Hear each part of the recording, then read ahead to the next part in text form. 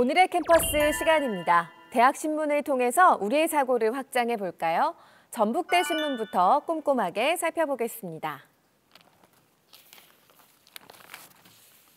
생명 나누는 고귀한 행동 헌혈 함께해요라는 기사를 배수빈 기자가 썼는데요. 함께 읽어볼게요. 수혈과 헌혈의 이야기는 고대 이집트까지 거슬러 올라간다. 고대 이집트 사람들은 나쁜 피를 뽑아내면 몹쓸병이 나을 것이라는 생각에 피를 뽑았고 이와 같은 치료법은 19세기 중반까지 성행했다. 1665년 영국 의사가 개의 목에 있는 동백을 다른 개의 정맥에 연결한 후 혈액을 주입한 것이 최초 수혈 실험이다. 사람에게 시행한 최초의 수혈은 2년 후인 1667년에 일어났다. 루이 14세의 주치의인 진 데니스는 원인 모를 열병을 앓고 있던 15세 소년에게 어린 양의 혈액을 수혈한다. 그 후 수혈장치 고장으로 소년이 사망하자 파리 의사회와 가톨릭 교황은 수혈 금지 칙령을 내린다. 이후 기술의 발전으로 150년 동안 금기시됐던 수혈은 다시금 등장한다. 1818년 영국 의사 제임스 블렌델은 위암 말기 환자에게 사람의 혈액 약 400cc를 수혈하는 데 성공했고 이것은 인류 최초로 사람의 혈액을 사용한 수혈이었다. 수혈의 역사에 대해서 간략히 알아봤는데요. 이제는 수혈을 통해서 많은 사람을 살릴 수 있게 됐고 때문에 자발적인 헌혈이 지속적으로 필요하게 됐습니다. 그런데 여러분, 매월 13일이 헌혈의 날이라는 사실 알고 계셨나요? 기사를 더 읽으면서 자세히 알아볼게요. 13일이 헌혈의 날로 지정된 이유는 영어 블루드의 첫 알파벳 B가 숫자 13과 유사한 모양이기 때문이다. 그렇다면 헌혈이란 무엇일까? 헌혈은 건강한 사람이 자유의사에 따라 아무 대가 없이 자신의 혈액을 기증하는 고귀한 행동이다. 혈액은 아직 인공적으로 만들 수도 없고 대체제도 없다. 이 때문에 오직 헌혈을 통해서만 혈액을 확보할 수 있다. 또한 혈액은 장기간 보관이 불가능해 적정 혈액 보유량을 유지하기 위해선 지속적이고 꾸준한 헌혈이 필요하다. 실천이 중요한 문제임을 짚고 있는 이 기사는 이어서 무수혈 치료라는 다소 생소한 의료기술에 대해서 설명하고 있습니다. 무수혈 치료가 뭔지 그 부분 읽어볼게요. 무수혈의 역사는 한국전쟁이 발발한 1950년대로 거슬러 올라간다. 수혈치료법이 등장한 후 2차 세계대전은 물론 1950년 한국전쟁에 이르기까지 수혈로 인한 감염자가 계속 발생했다. 이에 미국은 수혈을 대체할 무수혈 치료를 발견하게 된다. 1964년 미국에서 처음으로 무수혈 심장수술이 성공한 후 미국 유럽의학계에선 수혈의 부작용과 후유증을 막아줄 유력한 치료법으로 무수혈 수술이 확산됐다. 처음 무수혈 치료는 종교적 신념에 따라 타인의 혈액을 받기 거부하는 환자에게 주로 사용됐다. 하지만 일부 의료계는 종교적 신념과 관계없이 관절 수술, 인공 방광 수술 등 일부 수술에 무수혈 치료법을 이용하고 있다. 무수혈 치료는 혈액 수급 문제를 해결하고 수혈로 인한 감염을 예방할 수 있다는 장점이 있지만 그래도 아직까지는 수혈을 전제로 하는 치료가 다수라서 헌혈이 절대적으로 필요하다고 합니다. 사회적 거리 두기로 단체 헌혈이 취소되고 줄어들면서 혈액 수급에 비상이 걸렸다고 하는데요. 헌혈을 독려하는 내용으로 이 기사는 마무리되고 있습니다. 네, 이어서 하단에 이지우 기자가 정리한 헌혈과 수혈에 관한 Q&A 중 몇 대목 발췌해서 읽어보도록 할게요. 먼저 헌혈을 하면 몸이 약해지는지에 대한 답입니다. 사실이 아닙니다. 보통 사람은 자신의 체중의 약 10%에 해당하는 여유 혈액을 가지고 있습니다. 헌혈은 이 여유 혈액을 체열하는 것입니다. 헌혈 전 여유 혈액을 판단하는 혈색소 검사를 실시해 수치가 정상일 경우에만 헌혈을 진행하기 때문에 헌혈을 했다고 몸이 약해지지는 않습니다. 또 많은 사람들이 궁금해하는 O형 혈액은 모든 환자에게 수혈이 가능한가라는 질문에 대한 답을 알아볼게요. 사실이 아닙니다. 학창시절 우리는 O형은 모든 혈액형에게 피를 나눠줄 수 있다고 배웠지만 전시가 아닌 경우 부작용을 막기 위해 동일 혈액형의 피를 수혈합니다. 더불어 동일한 혈액형이라도 타입의 차이로 생기는 수혈 부작용, 혈액 응집 반응을 막기 위한 교차 검사를 진행한 후 수혈을 진행합니다. 네, 다음 기사로 넘어가 볼게요.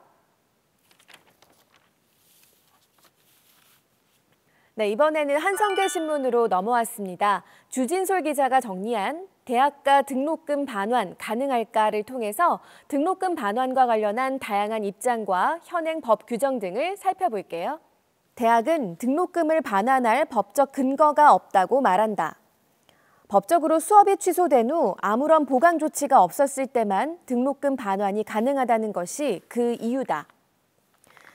교육부령 제1호 대학 등록금에 관한 규칙 제3조 제1항은 등록금 반환을 학교장의 재량으로 규정한다.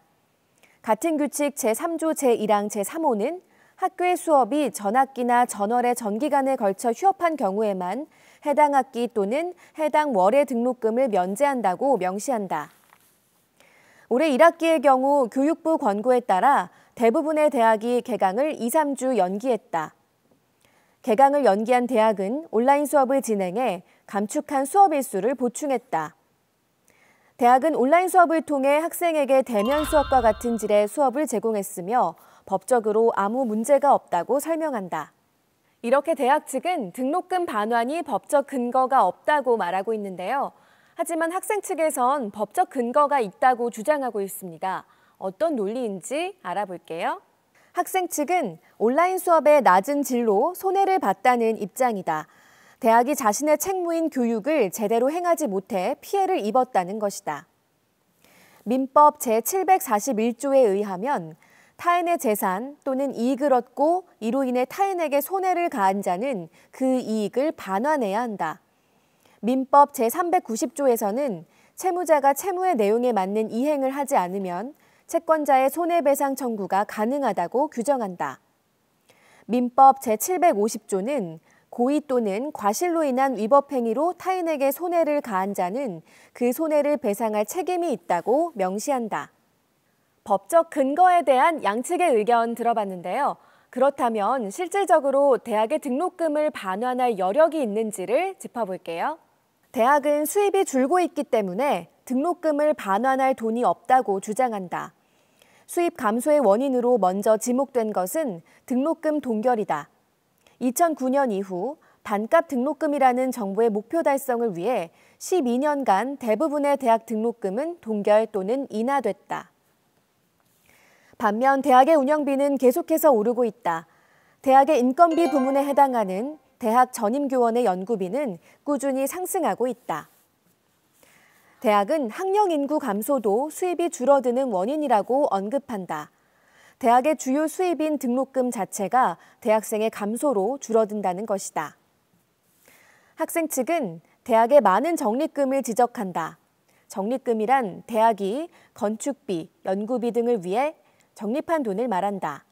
대학교육연구소에 따르면 2020년 2월 말 누적 적립금이 100억 원 이상인 대학이 87곳이다. 대학은 학생층의 주장에 정해진 목적이 아닌 다른 목적으로 누적 적립금을 사용하는 것이 원칙적으로 불가능하다는 입장이다. 사용처가 정해진 적립금을 다른 용도로 사용한다면 추후 각종 사업 추진 등에 차질이 생길 수도 있다. 게다가 형법에 의해 형사상 횡령 배임죄를 질 가능성이 존재한다.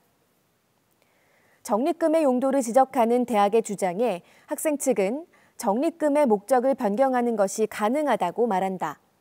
실제로 2011년 반값 등록금이 화제였을 당시 4년제 사립대학 104곳이 적립금의 용도를 변경해 학생에게 장학 적립금을 지급한 사례가 있다. 이렇게 양측의 입장이 팽팽하게 대립하고 있는데요. 이 문제는 결국 민사소송으로 이어졌다고 합니다. 아직 진행 중인 사안인 만큼 판결 결과를 지켜봐야 할 것 같네요. 네, 이어서 카이스트 신문에 실린 댐, 활용 가능한 수자원을 만들다를 통해서 댐에 대한 과학 지식을 조금 더 챙겨볼게요. 정수원 기자가 정리했습니다. 댐의 가장 기본적인 기능은 댐의 수위를 적절히 유지해 홍수기에는 빗물을 담아 하류의 홍수 피해를 줄이고 가두어 놓은 물을 이듬해 홍수기가 오기 전까지 농업 용수, 생활 용수 등으로 필요한 곳에 공급하는 것이다. 국가 가뭄 정보 포털을 보면 가뭄 대응을 위해 댐 보등의 연계 운영을 통해 용수를 급수하고 하천의 유량을 유지하기 위해 댐에서 방출하는 용수를 감량해 먼저 필요한 생활 용수나 공업 용수, 농업 용수의 공급함을 확인할 수 있다. 이처럼 평상시에는 다른 목적을 위해 사용하던 용수를 댐이라는 물 그릇에 담아 필요할 때에 적재적소에 활용하는 것이다. 댐은 물을 다양한 방법과 용도로 활용하는 것 말고도 물을 에너지원으로 활용하는 방법으로도 쓰이고 있죠. 어떤 원리로 물이 에너지원이 되는지 알아볼게요. 댐은 공학기술의 백화점이라 부를 만큼 다양한 기술이 어우러진 토목기술의 결정체이다. 만약의 일에 대비해 완벽히 안전하게 설계해야 하고 사회 경제적인 기능을 효과적으로 수행해야 하기 때문이다. 이렇게 거대한 댐은 에너지적 관점에서 보면 큰 위치 에너지를 가지고 있는 많은 양의 물을 보관하고 있다. 이러한 물의 엄청난 하중은 댐에 의해 지지되고 있으며 물이 높은 곳에서 낮은 곳으로 떨어지면 터빈을 돌리면서 물의 위치 에너지가 운동 에너지로 전환된다. 이 터빈의 회전 운동은 교류 발전기와 연결되어 있어 전기 에너지로 변환되고 변압기를 통해 고전압으로 변환되어 송전선을 통해 필요한 곳에서 활용된다. 최근 세계는 신재생 에너지로 에너지 정책이 전환되는 추세지만 태양열이나 풍력 발전과 같은 신재생 에너지의 전력 공급은 날씨에 의존하기 때문에 불안정하다. 그러나 댐은 상시 발전이 가능해 에너지 수급의 불안정에 따른 주파수 부하 변동에 적절히 대응할 수 있는 에너지 저장고라 할 수 있다. 이런 장점들 덕분에 댐의 물을 이용한 다양한 에너지 자원 개발이 진행되고 있다고 하는데요. 그 대표적인 예를 알아볼게요. 댐의 깊이는 깊게는 100m에 달하기 때문에 대부분 댐의 심층수는 연중 섭씨 약 15도 정도 내외를 유지한다. 이러한 특성에 따라 댐에서 공급되는 일정한 수온의 상수도 물을 이용해 수열 냉난방을 하는 기술이 주목받고 있다. 댐 수면을 활용하면 태양광 에너지를 사용할 수도 있다. 댐은 넓은 수면적을 가지고 있어 태양광 패널을 설치하기에 적합하다. 이는 산을 추가로 개간해 태양광 패널을 설치하는 경우와 달리 환경을 훼손할 염려가 없다. 댐은 자연재해 예방과 수자원의 확보, 에너지의 생산 기능을 하는 등 다양한 목적을 하는 유익한 건축물이지만 환경에 미치는 영향을 고려하는 것이 중요한 만큼 새로운 건설은 많은 시간과 비용이 필요하다. 따라서 우선 현재 건설된 댐을 효과적으로 이용하는 데 초점을 맞추고 그동안 건설된 댐에서 환경적인 영향이 어땠는지를 반면교사 삼아 친환경적인 댐을 신중히 건설해야 할 것이다. 이처럼 지속가능한 환경 보존과 함께 인간 삶의 영위를 위한 적절한 댐 건설은 우리의 숙제이다. 다양한 지식을 골고루 만나본 오늘의 캠퍼스 여기서 마치고요. 다음 코너로 이동하겠습니다.